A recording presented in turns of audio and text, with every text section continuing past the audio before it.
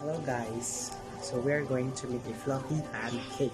Okay, so here are the ingredients. So I have here 1 cup of flour,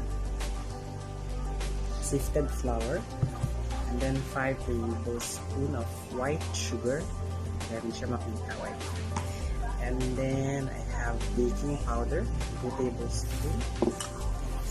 I have also dried cranberries and coffee powder because this is coffee flavor. Okay, so here is the magic. Yes.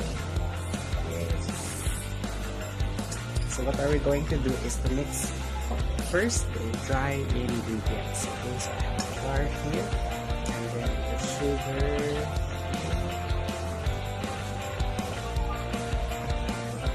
and then the baking powder,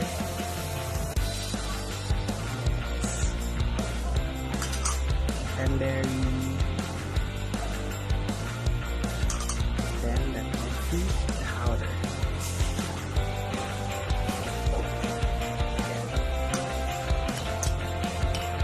And we will just mix it up.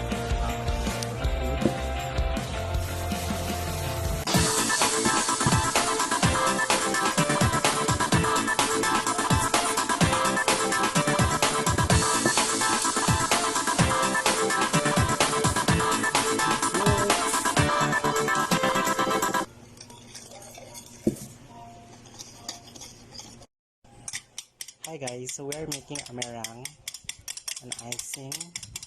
It's made of 2 egg whites of a medium egg, and I will do this to make the pancake fluffier. So just beat it. So I have water. Let's add in our water, milk, and egg. Okay. Mix everything, just mix it up. So I'm making a syrup, just water and sugar. Let it boil. So let's fold in the meringue. Yay! To make it fluffier. Hi, so this is our mixture already. Yes, it's foamy na. Indication na fluffy na yung cake. Yes, let's cook. Let's cook. Butter in measuring cup. And let's go.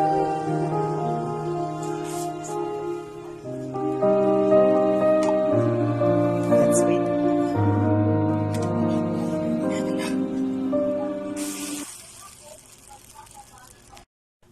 Alright. Hi. So that's the finished product, and I just made a simple syrup.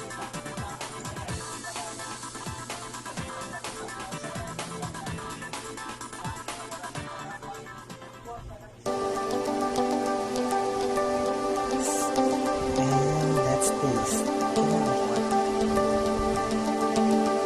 So let's have a taste.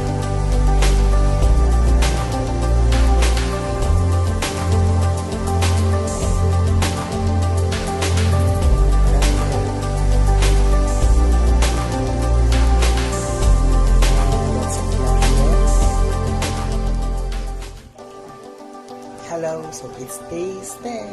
Yes. So this is the fluffy pancake. I cook up with dried cranberries.